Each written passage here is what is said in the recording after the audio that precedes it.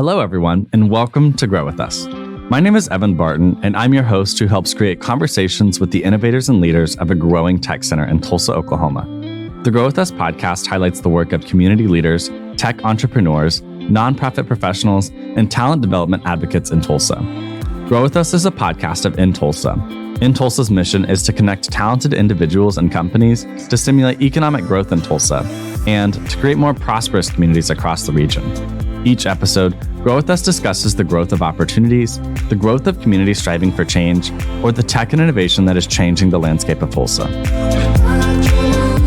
On this episode of Grow With Us, I chat with Juddie Williams, the Member Integration Manager at Tulsa Remote. Juddie and I discuss her background in education as an ESL instructor, her work with Tulsa Remote in supporting members as they move to Tulsa, and her service and leadership and social impact work throughout the city.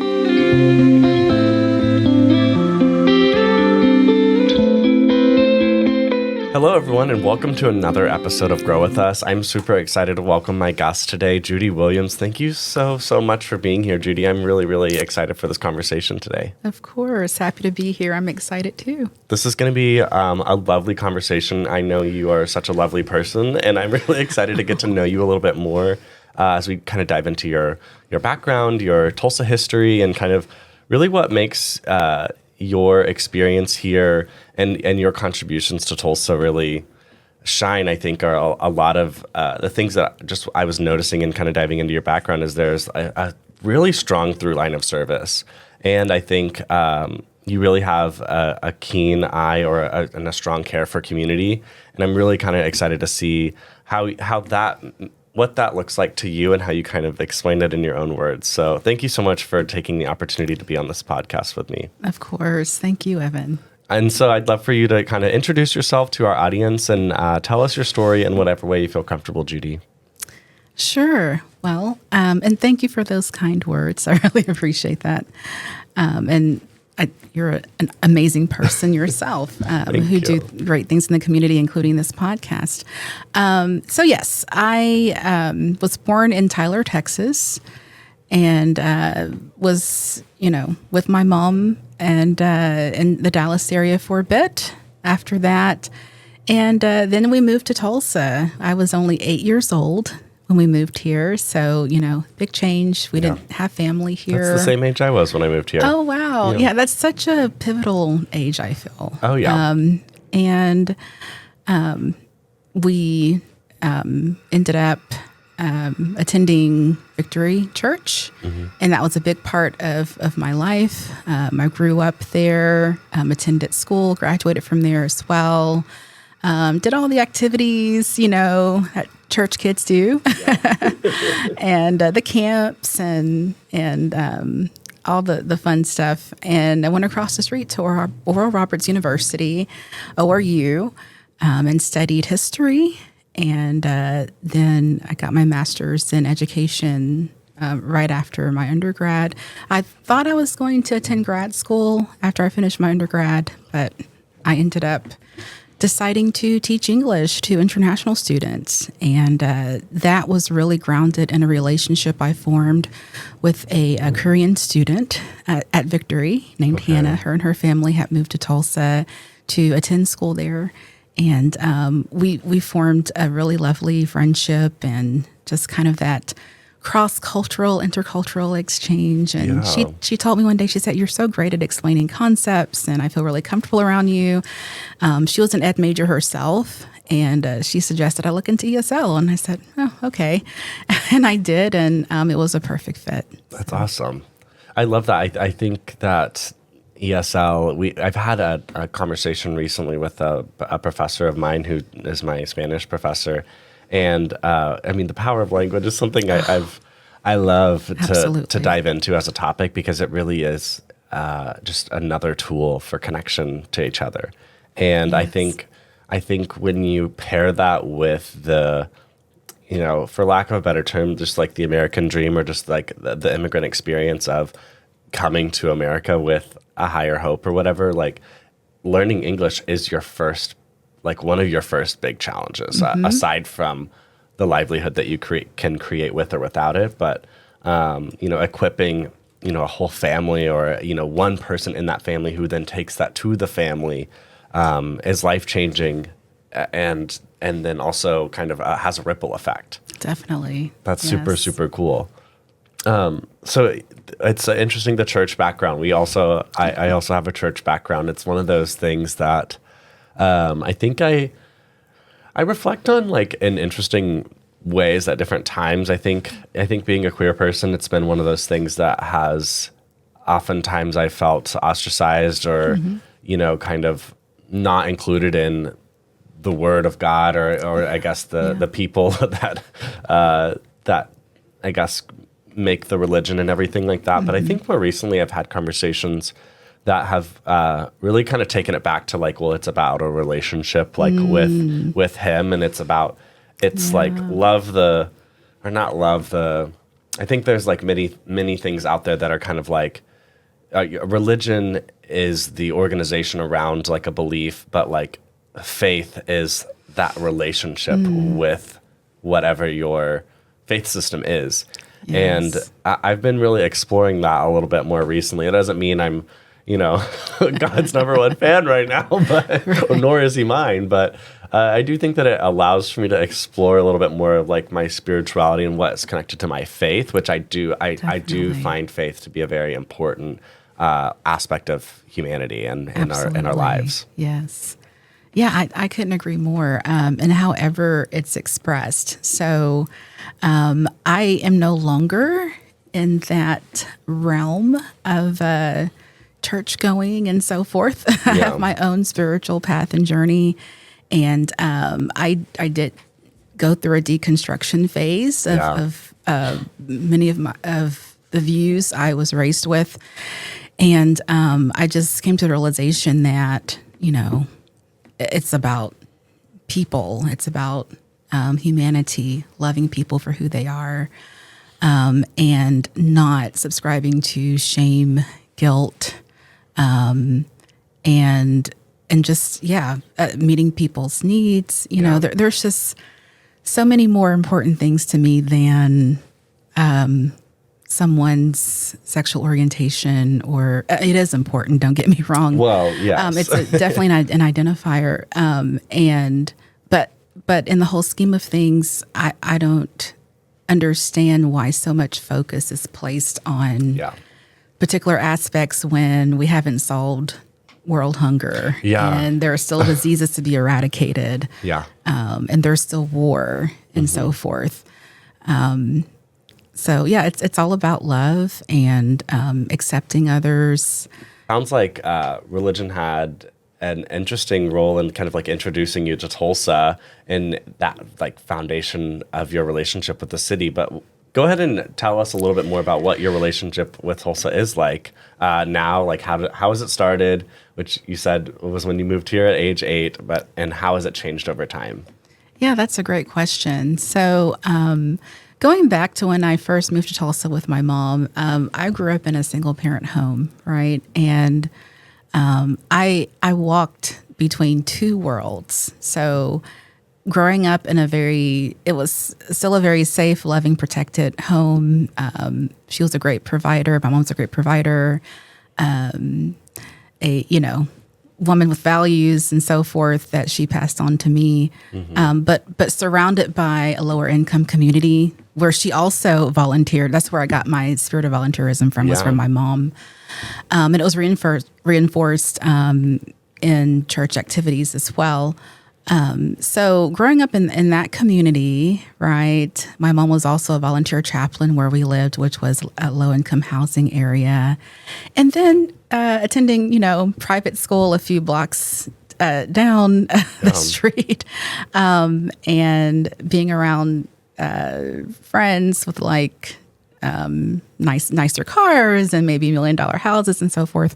So it taught me how to basically be able to interact with anyone, right? And to understand that everyone, like I hear, I think of those quotes from CEOs that says you have to be able to communicate with like anyone at any position, like the janitor or those, who clean your building, way up to the CEO, Yeah. and those in top positions. So I think having that balance is so important, and seeing the value in everyone. Everyone is valuable, just because of who they are, not necessarily what they do or contribute. And that's where it begins, is, as a foundational value, it's just seeing that person, looking them in the eye, and accepting them for who they are, where they're at in that moment. Yeah, absolutely. Yeah.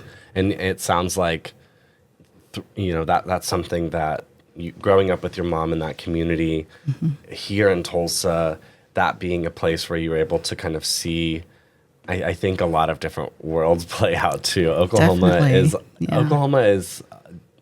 one of those things where I say it's different than Texas, but not like, they're like different flavors of the same soda. Especially because people are like, what is Oklahoma? Or, do you call it the South or the Southwest or the Midwest? And I'm like, I would say it's the most like Texas, because Texas isn't like the South traditionally, or like Southwest even, maybe parts of it. But but from what I know, you've spent from age 8 to now in Tulsa, and I bet you've seen a lot of this city change, and for better, for worse, and hopefully for better. I have. I tell folks, like in my job during our new member orientation, I grew up in Tulsa, and a lot of what you're seeing today was not here when I was growing up, right? Like the development of a downtown area, Guthrie Green, the surrounding businesses and restaurants, 36 degrees north, that wasn't there. Yeah. Downtown was just more like concrete and, a couple of places here and there. We didn't hang out down here when I was in college. We would normally go further south. And the gathering place, I grew up near that area, and I remember my mom teaching me how to ride my bike on Riverside when it was just Riverside, just the trails. Exactly. So those are my memories. And then just to be here during this evolution of the city has been a bit surreal, but also it's exciting. And I appreciate just having that background and experience to just to know, I knew it was here before. I see where we are now, where it's developed and evolved, and then kind of also where we are going as a city. So I think what's so interesting, you've said two things just in the answering of that question that are like so similar to myself. Like the living within two worlds is something that I feel like I had quite a similar experience with, especially when it kind of came to like class divides. Tulsa, I grew up in Muskogee, and it's kind of a suburb of Tulsa. It's like about 45 minutes down the road. But when I moved to Tulsa, that was when I started to, I think, have exposure to people with more means than myself and my family. Also grew up in a single parent home. And really, I think the biggest thing that, like, growing up, I would see people in their displays of wealth most often in, like, the sports that I was playing. Because I played baseball and I did swimming, and, like, I think you can tell when someone has a new bat every tournament or a new glove, or they're able to, it doesn't seem like a big deal for the whole family to come and attend the games. Whereas it's like, for me with divorced parents at the time, it was like, is my mom going to take me, or is my dad going to take me? And like, are my siblings going to come too? Or is it just going to be me and my dad, like me and my one person, my one parent? And then that kind of happened even further, and I think almost like exponentially when I went to Dartmouth. Like that was when, like, any break people were going on international trips. And I was like, that is not what I'm used to. Like, I mean, I keep saying this. Hopefully I will come back on this podcast and be like, I finally got on an international trip, but to this day I haven't been out of the country. And so that, I mean, I want to say culture shock, because I think means is culture in a lot of ways. What you have access to, what you really kind of create as a normalcy in your life is dependent on your means. And Tulsa is a place where I feel like it can be it's not a super flashy city in the sense that like that most people here do have like I don't want to overgeneralize, but like I think it's slightly easier for everyone to have a home. The size of that home, the scale of that home, of course, is variable, and that's when you can really kind of dive deeper into that. But I find that like an interesting similarity in our stories, and then also I think having the experience of kind of what it was like, what it is like, and what's the perspective of where it's going. Is something I think our work approximates us to a lot, especially with working in the George Kaiser Family Foundation.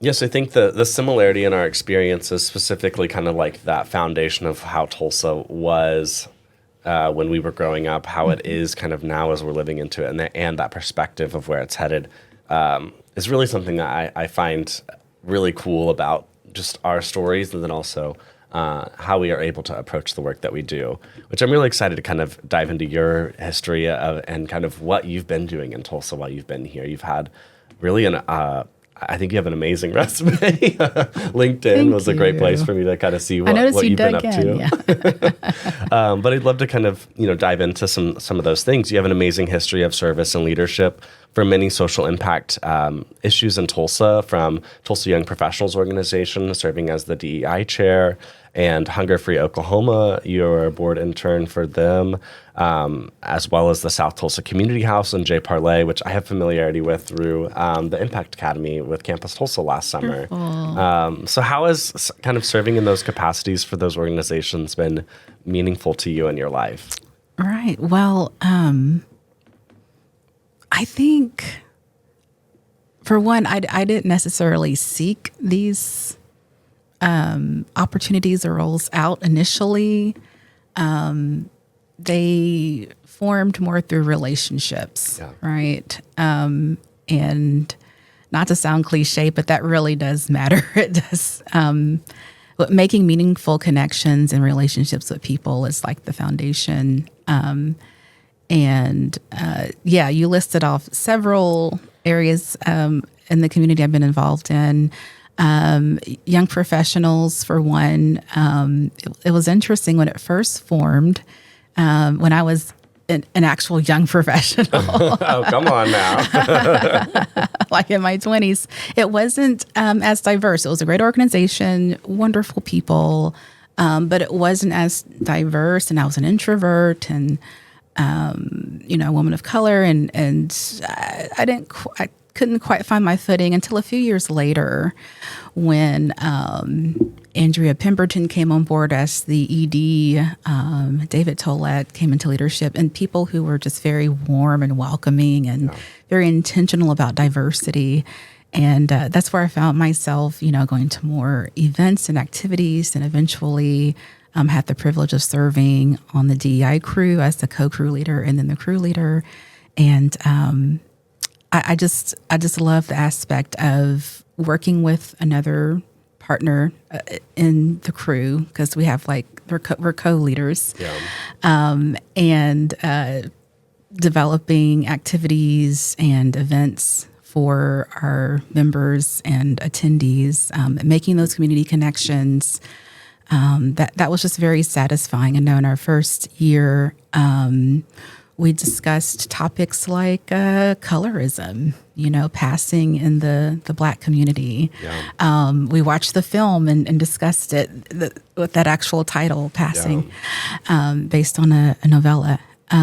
We talked about neurodivergence among minorities, the BIPOC queer community. So we started kind of talking about things that maybe were not discussed as openly. And I see the crew now with the current leadership, and they're carrying that forth, bringing those topics to the forefront and having those frank conversations and discussions with folks in the community, and finding solutions, right, and support systems for the people that they're reaching out to. So that's awesome. Yeah. I think Type Rose is one of those organizations that I love to continue to give kudos to, because I do think Absolutely. that it's a hardworking organization, from the amount of time it takes volunteering to the executive leadership there being really strong, and I think really devoted to community. And it's something that ever since I've been to Tulsa, it's like, do you know about Type Rose? Do you do this thing with Type Rose? And it's like, they are always doing stuff. And I've had the opportunity to do a couple things specifically with the DEI crew last year. I think DEI organized like a trip to FAM, which was super fun. Yes, Were you on that trip? I was. I was like, now. I feel like we were on that trip we together, were. which was super fun. And really wild. We ended up going there and walking in the door. And a kid that I went to Dartmouth with was there working behind the desk. I was like, that is crazy. Kind of one of those, like, where there's really only a few of us that are from Oklahoma that go up there. And to have had that connection and it to come around like that was really cool. But that, I think that connection to Corey, to Dr. Corey Still, who was really allowed for us to walk through that museum with that perspective that that whole crew curated, Definitely. by reaching out to him and creating that experience for us. It wasn't just we're going to a museum. We're going with a guide. And it was a wonderful collaboration with Stephanie Collier, who was the A&E Arts and Entertainment crew leader at the time. So I got to give a shout out to her on bringing it all together and organizing the different aspects of that trip. It was great. Love Stephanie. Miss her. I need to see her. But yeah, these other organizations too. I mean, from Hunger Free Oklahoma to, I'd love to know what is, like, not what is South Tulsa Community Hospital. Like, kind of what's the mission of that organization? Yeah, so and that's another neat story. So Stitch is what we call it for short, which I love because Stitch indicates like healing, right? Yeah, absolutely. But South Tulsa Community House has been in that part of Tulsa, like around the 61st and Peoria area, for many years. And I remember I grew up in that area, and I remember Stitch being there in different iterations. It used to be across the street from where it is now. And over the past few years, the mission has been really refocused on serving the community, fighting food insecurity, providing wraparound services. They have monthly baby showers for moms, community baby showers, which is awesome. Precious. Right. They do things like provide bus tokens for folks to get to their jobs, things that maybe we wouldn't think of when we just, get into our car to go somewhere. Just very practical services. And they've helped folks who are unhoused help them find housing, career training opportunities, and so forth. And they have an amazing leader. Her name's Joan Calvert, and she is the ED and does amazing work there, and is always looking for ways to improve. And they do community surveys now. There was a time when people in that area, folks didn't really care about their voices or what they wanted. They would just come into the community and just say, here, you need this, we're going to give this to you. But to actually collect data from those folks, their neighbors, our neighbors, from their voices and what they need and what they're wanting, is just such progress compared to what it was like 20 or so years ago. Yeah, that's awesome. I love to hear that. There's so many things from that inspire me or make me think about everyone needing that. Like, I don't know, when I live in the Lortondale neighborhood, which is like, I think a really cool neighborhood. It's one of those interesting like architecture things, very like 50s, 70s styles homes. But there, I just like moved, or I went to college and everything, and there was like that experience of like everyone wanting you to be where you were and welcoming you there. When you buy a house, it's like not like people are rolling out the red carpet for you or anything. I mean, unless you have that neighbor that just goes out of their way to be like, hey, and me personally, I wasn't that neighbor going out to mine and saying, hi, I just moved to the neighborhood or whatever. I find like hearing stories about like a organization that's aimed at kind of welcoming and also like connecting people to services that like that it's not only heartwarming, it just like feels like a lost American value.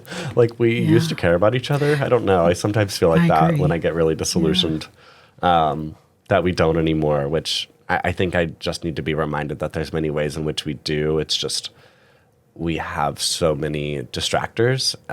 Sometimes, I mean, we walk around with one in our pockets every day. I love, love that we can stay connected now more than Yes. ever, but it's in many ways it's disconnected me from my reality. So I know that the only way I'm reaching people is through that thing that I'm kind of saying is like a bad thing. But I don't know. That's why I like podcasting, because it's like a weird little niche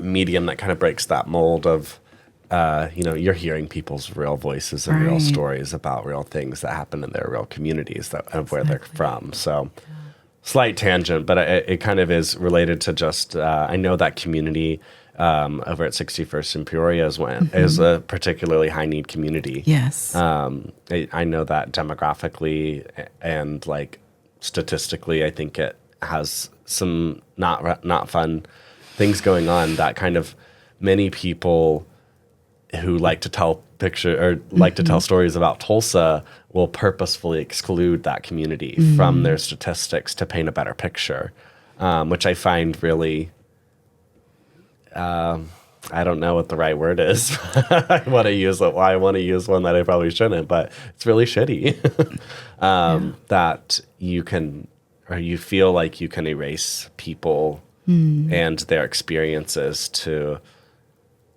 paint a better picture. And I think that story, or that kind of phenomenon also happens to parts of North Tulsa as well. So Yes. it's just one of those interesting Tulsa phenomenons that I've heard about. And I'm glad that there's an organization that I know someone who's a part of, really aiming to serve that community. So thank you for that. Definitely.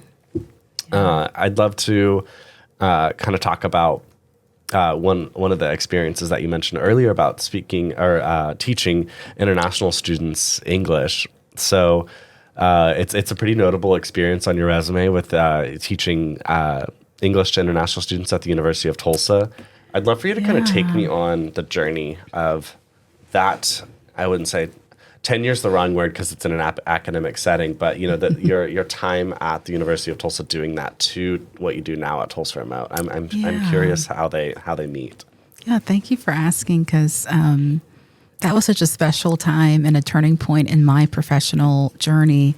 Previously, I had taught in the more community ESL setting, TPS, union, churches, and so forth, which was great. I loved that. But it was time for me to transition to a more academic setting.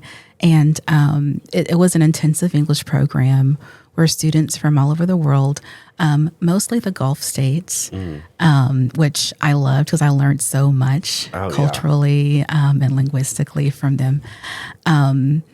They would come to our school, and we had a level program. They would take an assessment, take their respective classes in the level, and once they passed, they would, or graduated, they would attend TU or another local academic program.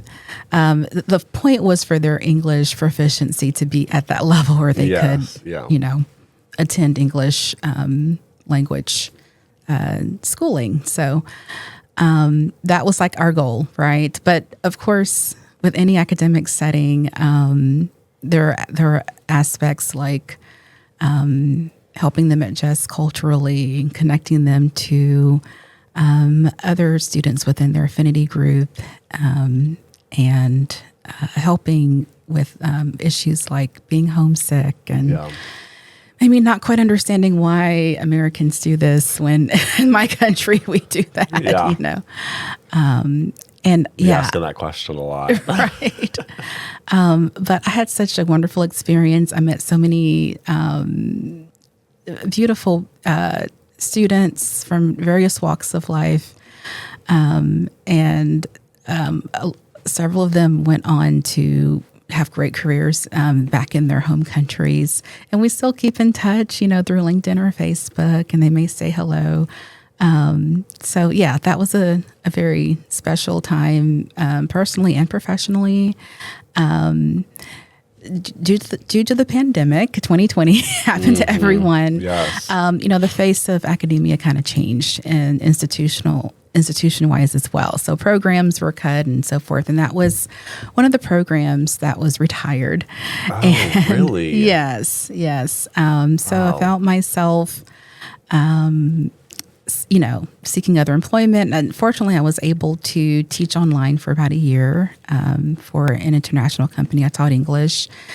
And after that, I applied at the local food bank and was hired as the SNAP outreach manager, which was, and even though I was there for less than a year, I learned so much in that role. Oh my And gosh, it was yes. such a pivotal time, like post-pandemic, where people needed food resources and support and so forth. And my program in partnership with Hunger Free Oklahoma helped many people apply for SNAP Outreach. Feeding America was another partner as well, just a great program. And I learned so much about, and I grew up in it too, right? So I understood Yeah. from that level about food insecurity, but not just food insecurity, but also the wraparound issues associated with food insecurity. Absolutely. And, the importance of school lunch programs and the summer EBT program and so forth. How people do really need local food banks and food pantries to maybe make it until the next payday. Yeah. That's real. So, and also helping the unhoused our unhoused neighbors apply for food assistance. That was a very satisfying aspect as well. Yeah. Everyone needs that. I think assistance. I've gone on this topic before and kind of with Marcella Swinson at Tulsa Responds, talking just specifically about how I want to eradicate the shame of accessing Yes. these resources. Absolutely. It's something that more people than you know need, and we actually I don't know.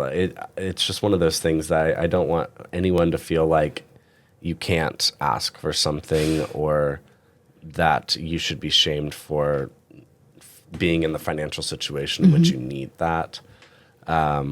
It's something I want to find a way to kind of channel that passion and platform to Yes. hopefully actually help people instead of just having a thing I say on the platforms that I have. But it's something I am really passionate about. It's affected my life before, food insecurity, and it affects a lot of people. And I'm so glad there's many people like you out there that are helping people get connected to those resources. Absolutely. And after my tenure at the food bank, I transitioned to Tulsa Remote.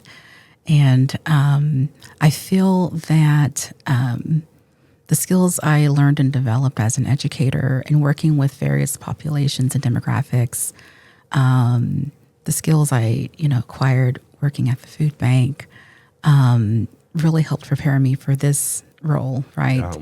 Member integration. And that's what I do now. And I've been there for about 2 years, and we're under the same umbrella, right? Yes, the talent pillar. Right, the talent pillar. And I think we've gone from cousins to siblings now, so we're even closer. Married in. Right, yeah. And yeah, I've enjoyed, I've appreciated having in Tulsa as a resource to refer our members to for seeking employment resources and information locally. And it's been a very valuable tool. I myself, when I was in between roles, met with Elizabeth. Oh, yes. And she was so kind to me and helped me, get my profile in order within Tulsa. And then it was unrelated how I landed at TR, to in Tulsa, but I think that helped kind of set me up in my mindset up for success and to receive the role that I entered subsequently a couple of weeks later. That's awesome. And she was wonderful. I love Elizabeth. That's super cool. Yeah. Yeah. I think member integration to me, I'm gonna explain what I think your role is, which I love doing to people. Yeah. So I understand that Tulsa Remote moves people to Tulsa and gets them connected to anything and everything that's going on here, whether it's entrepreneurial resources, whether it's through housing programs with Alicia. I think there's many different ways that the TR team supports people coming to Tulsa for the first time and deciding to live here for 12 months, or and sometimes shorter, but also sometimes way longer. But I think when it comes to member integration, it's really like checking with them along the way of their journey and seeing how they are, what are the things that they're getting involved in, and how is it affecting their experience in Tulsa, for better, for worse. I think you do probably hear some honest criticism. Sure, and we welcome that. It's not all peaches and roses sometimes. But yeah, you're really someone that is like a Tulsa advocate for them specifically as TR members, if you will. That's my understanding. No, you actually captured it quite well, Evan. Well done. So I'm under the broader umbrella of the Member and Alumni Experience team, led by our director, Dominique Clark, who's amazing. Another wonderful powerhouse individual who has lived in Tulsa for several years and understands what it's like to transition to a new setting. Yeah. And can relate to members on that level. And Tulsa Remote is led by our managing director, Justin Harlan. And yes, our team is responsible for meeting with members. This is the beauty of what we do. Every new member has a touch point within their first 90 days with an assigned member integration specialist. And I have the privilege of leading that team of 4 specialists who are amazing Tulsans in their own right, and who have various, access to various networks and resources and so forth. And the member meets with that specialist. We sit down with them. I just came from one of those meetings at Lone Wolf before this session, and we get to know them. Right, we're not AI, although I appreciate AI. We are human beings. We are human beings. Live people, like meeting with members, and it can take place like at a local restaurant or coffee shop, or if they're super busy, virtually is fine too. The point is we connect with them and meet with them. We look them in the eye and have a conversation, and see how they're doing, how they're adjusting, what resources do you need? Are you interested in starting a business? Here are some entrepreneurial resources. Here's this Family Corner channel in Slack. We have over 150 channels, Slack channels, for members to take advantage of, to connect with other members and resources as well.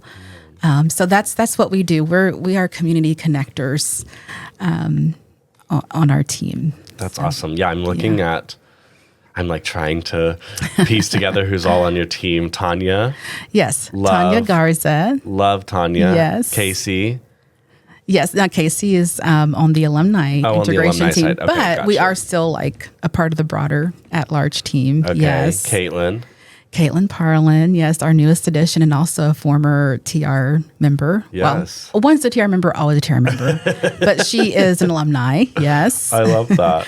And Raquel Jackson, Mother Raquel. Yes, new mommy. Yes, and Owone Johnson, okay. Awesome. Who is a midwife, the only Black midwife in Oklahoma. So, like supreme mother. yes, yeah, right, yes. When I see her, I'm like, we have a lot of great maternal energy on our team. Really, we recently had a baby boom, so I love that. It's an awesome team. I mean, Tanya's a really close friend of mine, so I love that you guys get the opportunity to work together. She's wonderful. That strong Kypros connection exactly, and that's how we met. Yes, that's awesome. That's super cool. I don't ever lie to people about TR. Like, I was one of those people when I first moved here that was like, what is this program doing to our city? But I think within the first 3 months of me actually living here, I had so many positive interactions with Tulsa Remoters, like that were just genuine. They were so happy to be here. They one of my favorite stories. I probably told this already, but Stephanie Robeski, who's like an OG Tulsa Remoter for one of the first classes of them. She helped me get my cat, Major Tom. And like that. we stay connected quite a few times, at least a year, just seeing each other out and about. And it's like, how's your cats? And I'm like, how's your 8 cats? Because she still continues to foster. Which is awesome. Like, she's involved in the animal welfare space, which is like that's huge. So many people, there's such a big need for that here. And, I mean, the examples continue to go. I now have like really close friends that are only here because of Tulsa Remote. And so the fact that I get to be in community with amazing people is because of a program like Tulsa Remote. So I'm a huge fan. I've drank the Kool-Aid and it tasted great. Another one of your experiences that I'd love to touch on in this conversation is your work as a correspondent with Focus Black Oklahoma. Can you kind of talk a little bit about that experience and what that's like for you? Sure. Yeah. So I never thought or dreamed that I would be a correspondent for a news radio program. And it was around pandemic time. And it's funny how things kind of opened up during that time as well, like possibilities, like maybe I can do this. And I saw the advertisement and I auditioned. I wasn't quite sure how I did. And then I got a call back from Bracken, the producer, and Quraish Lansana that they had accepted me as a correspondent. I was like, awesome. Great. So, training begins and everything. And really, we're part of that area of citizen journalism, right? So no, I'm not like a professionally trained newscaster, news broadcaster, but... Oh, honey, me neither. But I'm a citizen journalist and I can help tell a story and talk to people who have amazing experiences and stories in the community. And I've had the privilege of covering stories in the past. I haven't filed a story in a while, like Jesse knows.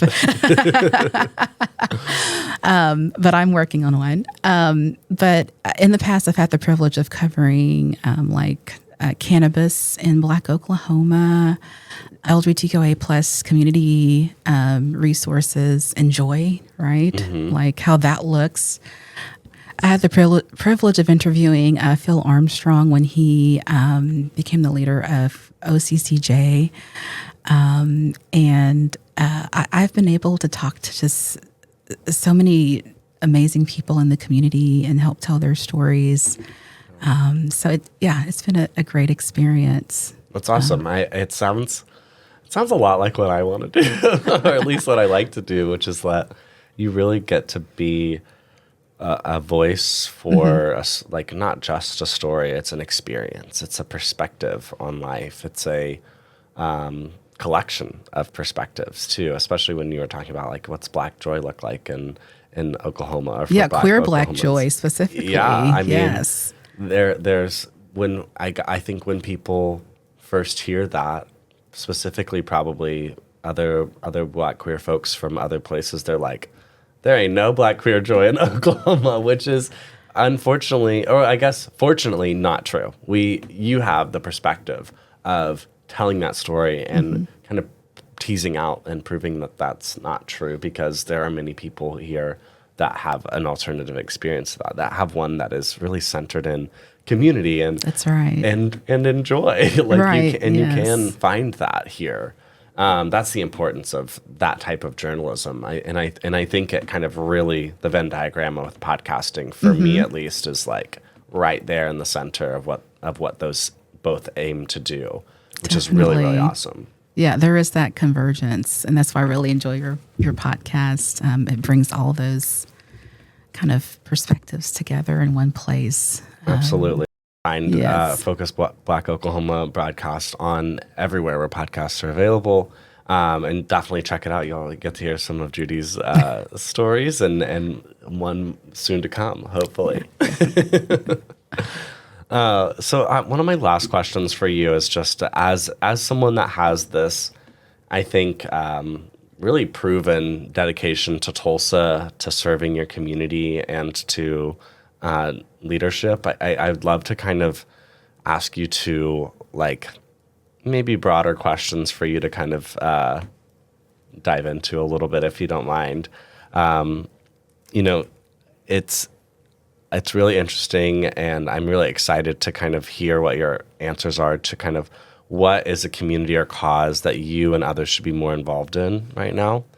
And then, you know, what direction, we've hinted at this a lot kind of in our conversation so far, but what direction is Tulsa going as a city?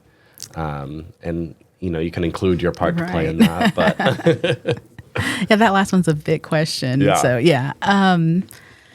As far as causes, I really believe the top two would be equitable housing, and we have great organizations who are doing that work, like Housing Solutions, the Be Heard Movement, City Lights Foundation.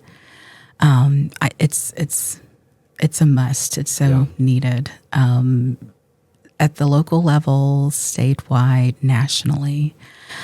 There is a housing crisis, and it's really all hands on deck to help our neighbors live in a secure and safe place, right? Without judgment and with the resources, again, wraparound services, right? That's needed, whether it's mental health resources, food security, medical care, and so forth. I look at the Day Center and the amazing work they do every day. Iron Gate's another place that I have volunteered at. One hot meal every day, 365 days a year. I mean, that's amazing. Yeah. And they rely on that volunteer service for that. They have a food pantry as well. So, definitely I encourage folks to learn more. I know folks I've talked with have expressed concern, and I tell them, like, educate yourself, right? Go to the Housing Solutions website, and they have a whole write-up on it, the data and everything that you need to know in ways you can get involved to help your neighbor. And it's so important that we see everyone as our neighbor. I'm from the Mr. Rogers generation, so he taught me that. I love that. An 80s, 90s kid. And that's so true. Like, it really resonates. The second one, of course, is education, right? Which we know there's been controversy swirling, ranging from, like, CRT being taught and books being banned, certain books being banned, and Bibles in your classroom, right? Yeah. So that whole thing, you know, and I think I look at someone like Juddie Williams, who does Black History Saturdays locally, and who works with the National Geographic. Like, she's like a really that's awesome. Big name. Yeah. With that brand. It's amazing all the work that she's done to ensure that families and young people are aware of not just their history, but American history, right? We don't need to pick and choose what's being taught in schools. And sorry, I didn't mean to get on a political platform there. But so I don't even want to edit that as well. It's important. But so education is another one. And also in the sense of, like, maybe signing up to tutor someone. I'm also a volunteer literacy tutor at the library, and I've been so for nearly 15 years. It's amazing. And I've met amazing people through that program, and it's run by amazing people as well who give their time and energy day in and day out to help improve adult literacy, but also, you know, children's literacy. I think of Reading Partners, where you can sign up to tutor a third grader, you know. So there are things we can do. Yes, maybe the system isn't perfect, but there's something each and every one of us can do to help and to contribute to being a part of the solution, the ongoing solution. Absolutely. So. And that I think that's a good answer to the direction that Tulsa's going. I think that Tulsa needs more people to, or at least this is where I start preaching, but I really do think that this generation that I kind of belong to needs to figure out how we can make that change or that community change, that what our individual action is going to look like collectively. It's really what I feel like it kind of boils down to.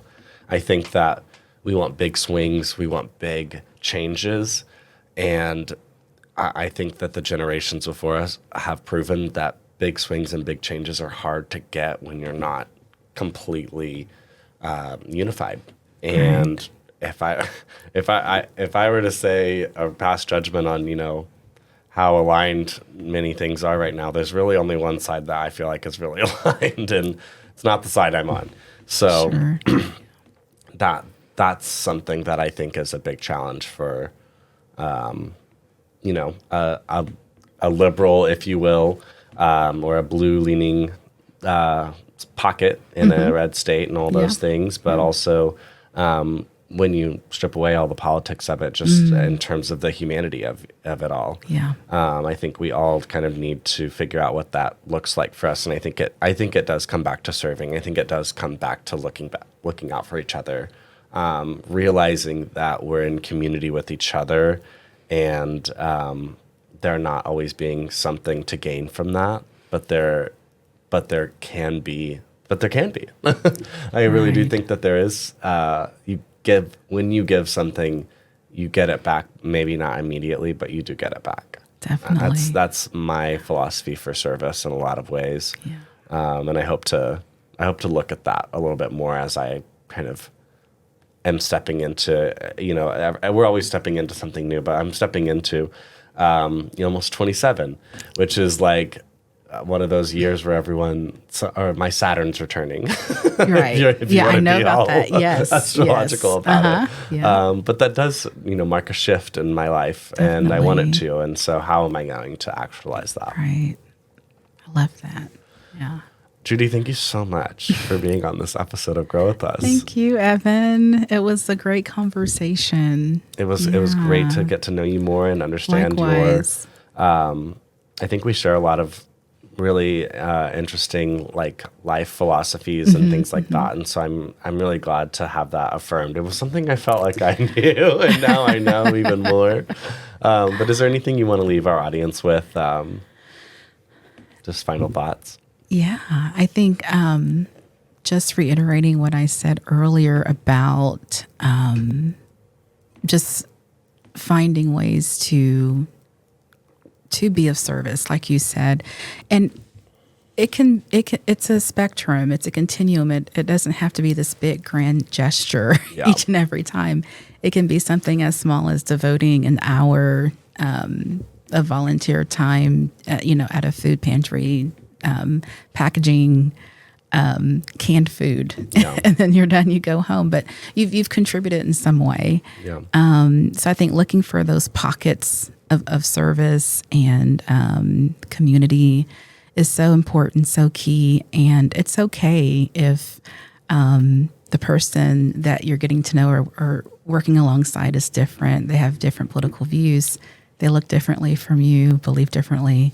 I think getting to what you said earlier about the humanity, finding that humanity and that common ground and respect, just basic universal respect, is so key and important, especially in the coming days.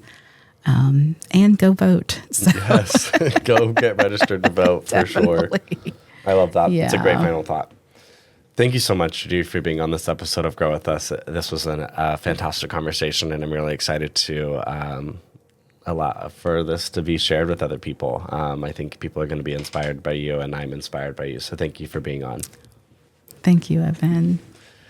Thank you for listening to this episode of Grow With Us. Grow With Us is supported by InTulsa Initiatives. And if you are interested in learning more about InTulsa services for job placement and workforce development, please visit talent.intulsa.com.